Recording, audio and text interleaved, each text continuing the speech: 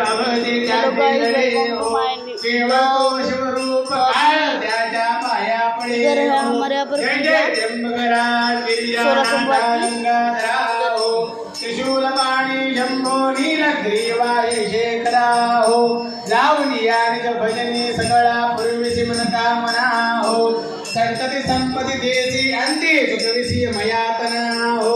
शिव शिव नाम जपता वाडे आनंद पूजा चल रही है हो गोसावी नंदना विसरे संसार यातना हो जय जय त्र्यंबकराज गिरिजानाथा गंगाधरा हो त्रिशूल पाणी शंभो नीलग्रीवाय शेखरा हो दुर्गे दुर्गणभारे मुदविण संसारे अनाथनाथेयं मे करुणाविस्तारे हारे वारे जन्मवर्ण देवारे हारे प्रलो वाता संकटनिवारे जय देवी महिषासुरमर्दिनी पुरवरेश्वर वरदेवता हेलो मैं ब्लॉग निकालूं मेरे चैनल का नाम है नमित केली और मेरे चैनल का नाम तो आपको बताइए हरि हाल करता पड़ले प्रवाही एको भक्तारागे पावसलवलाही जय देवी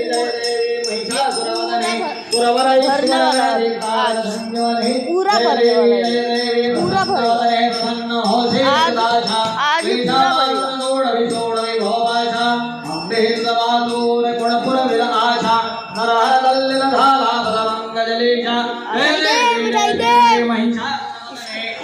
इसके साथ मैंने एक दिन क्या किया होगा बताओ